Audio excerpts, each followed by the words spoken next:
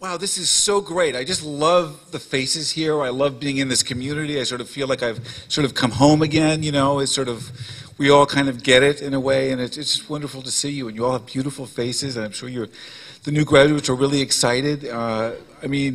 But I have good news for you. The excitement doesn't end. It continues to be fun and meaningful and great. So, good morning. All right. It's wonderful to be here in this sacred space.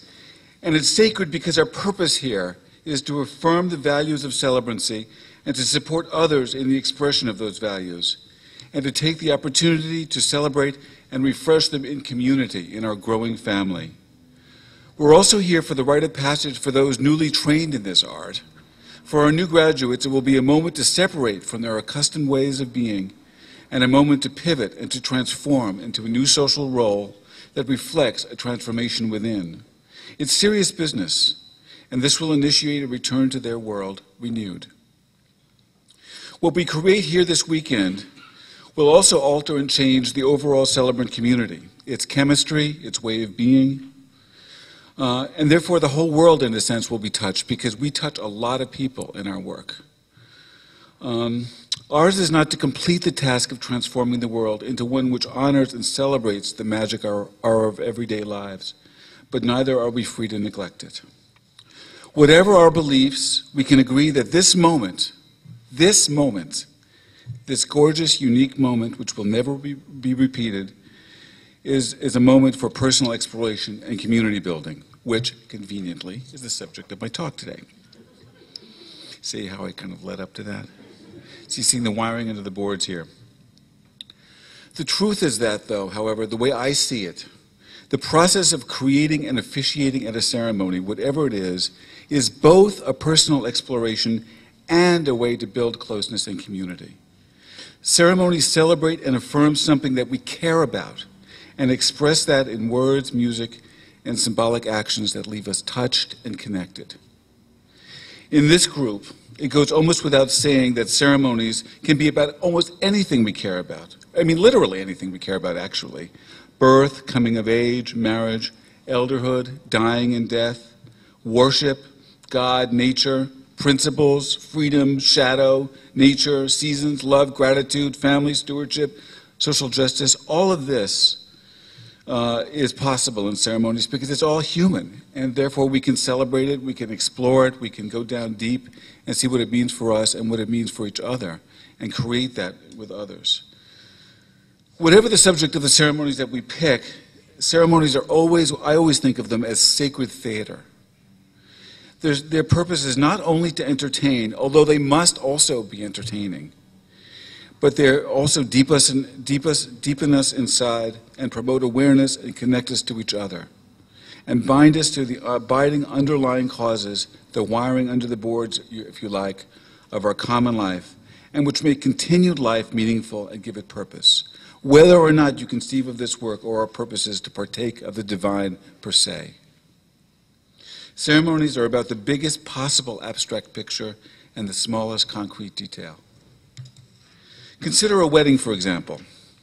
There is a legal concrete dimension to traditional weddings. Two people are merging.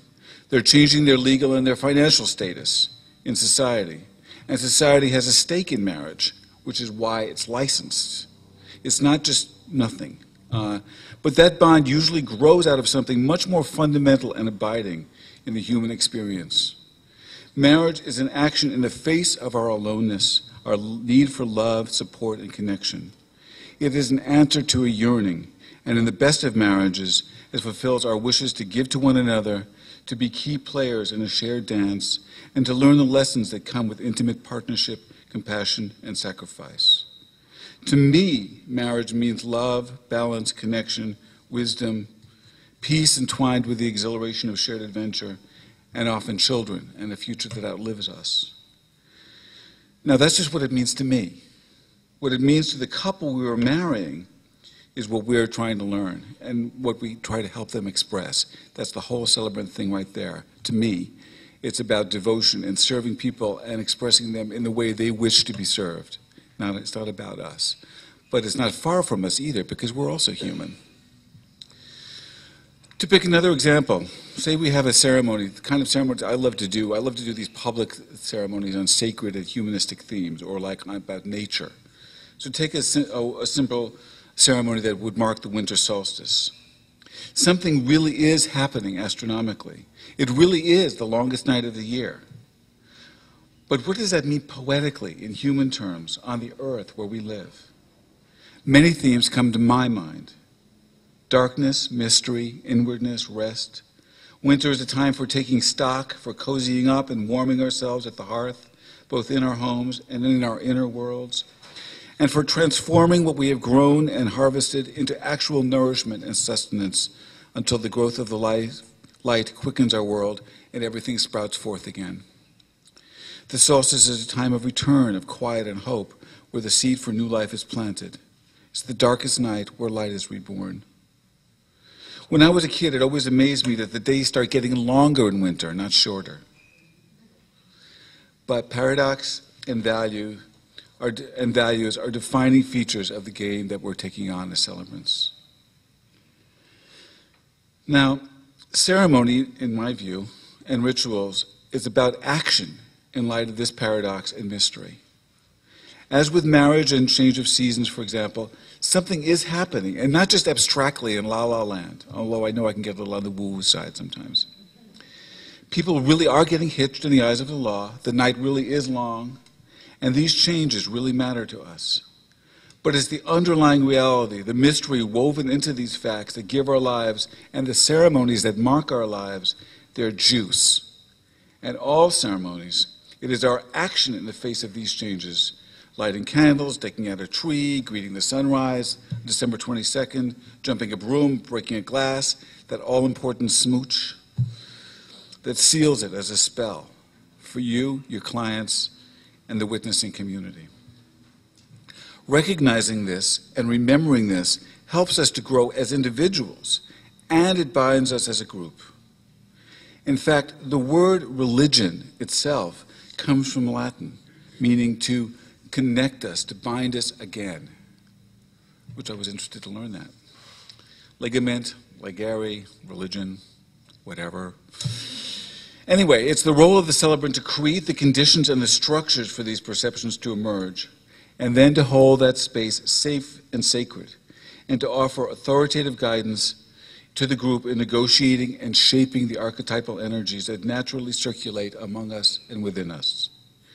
We are sort of a combination shaman, impresario, showman or showwoman, and most important, we're fellow human beings. The celebrant is a leader, and like any good leader, he can't take people someplace he's never been or is unwilling to go himself. He goes first, stands in for the others. He is vulnerable. Forgive my he all the time. I know it's mostly women here, but he lends authenticity to the ceremony by his willingness to immerse himself deeply in the nitty-gritty human and transcendent values of any ceremony that he addresses. That is what gives everyone permission to go there themselves. Because he cannot be touched without being transformed himself, the celebrant is doing some personal exploration here. Because he is doing it in the service of others as they wish to be served, he builds community. That's where the all-important personalized and client-centered dimension of our work comes in. This is what, for me, makes celebrancy a spiritual path and which informs and defines the ministerial side of our work. We are all familiar with this personalization aspect. What do we do at that initial interview? We listen. We really listen. We ask questions. We engage. We're receptive. We're curious. We witness. We're open. We create a space where our client can find their own gold and offer it up to us for burnishment and transformation. For a funeral, we want to know, what was it that made that person unique? That could only be them. What did they make possible for the client, for his loved ones, for his world, that wouldn't have been possible if that person had never lived? What's gone from the world now? What abides? How would this person wish to be remembered? How will they actually be remembered? What are we grateful for in light of his or her life?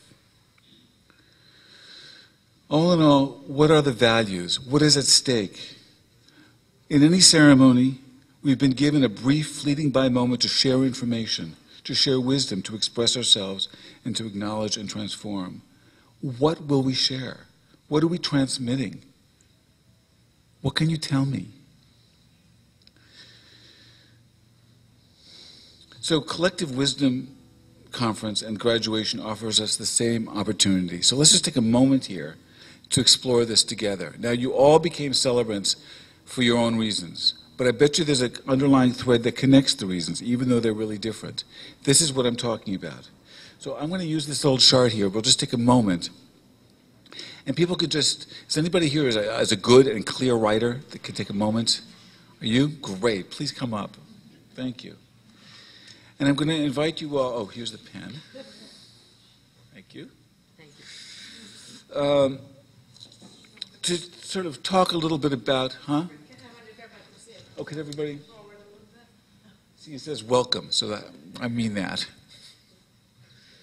So let's just talk about some values that celebrancy and being a celebrant and becoming a celebrant bring up for us. What are some of the reasons we got into this game? We don't have to be formal about it. Just anybody want to say something? Truth. Good. Truth, authenticity. Service. Great. Joy. Neutrality. Okay, good. So being a witness, just being there, a mirror, so to speak. Meaning. Okay, I like it. Anybody else? Sorry? Connection. Beautiful. Great. Respect for the culture. Good. Respect for the culture. What were you saying? Art. Great. Art. Wow. Huh? Calling. Say it loud. Keep going. I love this. This is great. We're on a roll here. Honor. Wow. Inclusion. Spread the love. Celebration. Acceptance. Giving permission. Huh? Holding the story. Okay, good. Spirituality. Okay, marking transition and change. Sir, in the back? History. Okay. Action. Oh, passion. Okay, passion. Action. Mindfulness. Offering alternatives. All right. All right, let's... Right. Okay, so openness and anarchy, a sense of possibility and adventure. Presence. Sorry? Community. I love it. Okay, that's great. Let's have one more. Listening, and I'll take two more. I'm sorry? I'm sorry? Navigation. Vision. Wow. That's great. No, that's good. That's good. I mean, that was beautiful. Thank you so much. Let's give a clap. Not only did she write them beautifully, but she even brought the easel. I mean that's the celebrant way. That's beautiful. Thank you so much. So look at that. Now I say that any one of those things would make a fantastic ceremony. Or any of them can be, or any one of them can be included, legitimately included in any ceremony that you want to do, whether it's a birth or a funeral or a divorce ceremony or a new car or a graduation or even just, you know, as a theme itself. I love doing like a theme of love. How great is that, right? Just do a thing. What's love? And you get all these wise people to talk about it, and you have music and poetry and a sacred space and all that. That's what celebrants can do, and it's so amazing because it's not far from us, but it's under the surface, but it's what's really kind of, it's, to me, in my view, and I'm a bit romantic about this, I think those things are what's really going on here, and the rest of it is just a disguise, basically. It's just kind of like, it's the beard. It's the beard. So many values. All of them are the faces of a whole of what we do, and none of them is the whole picture. We know this. We know this. And that leads me to another point. In my view, ceremony, as in human life, the goal is not purity, but wholeness. It's not about being pure. It's about being complete, in my view. The symbols that we use, for example, in ceremonies, and that which religions also use, are not signs that sum something up. They're not just what they are, but they point to something that can't be contained. There's your idea of anarchy again. And in some religions can't even be named. That's why we use music, poetry, personal recollections, candles, scents, movements, silence, art, tears, laughter, silence in our ceremonies. The more angles are included, the more it approximates the truth, the more whole it is, even though it will never get there. It's like, remember when you're a kid and you draw a square and you keep lopping off corners? And the more corners you lop off, the more round it gets, but it can never get completely round. It's never a perfect circle. So I'm almost done, but I want to pick a couple of examples that sort of illustrate this point. It's the modern convention, and one that I welcome, by the way, for funerals and memorial services to be celebrations of life. But in my experience, funeral attendees, I'm a funeral and a wedding guy. Funeral attendees also find it viscerally satisfying to directly acknowledge also the harsh sting of personal loss and the blunt truth of death during the service, even briefly. It's okay to say, well, this is a great life, but they also like the idea that we just stop and say, God, you know, I'm really going to miss this person, you know, like, just let it hurt for a minute, you know? Doing so, I found, can serve as a gateway for personal reflection, gratitude, and ultimately a more nuanced and full-bodied affirmation and celebration of the entirety of who the deceased was. The whole assembly can then move on together. Or consider personal vows in a wedding ceremony. This is a rap I give a lot of my clients. In a vow, we express one of these deep underlying values in our promise, but we also acknowledge the shadow side of it. Vows, for instance, are usually done in light of some principle, divine or otherwise. Maybe it's God, maybe it's a community, maybe it's nature, in light of which we want to be held accountable. We're actually saying, put my feet to the fire on this one. And we recognize by doing that our own tendency not to fulfill on what we're promising. If I promise to be faithful, for example, if I choose to say that in my personal vow, it's because I know I kind of have a little eye for the ladies. And then I have to remember, oh, well, I promised God that I would be faithful, or I promised her that I wouldn't do that.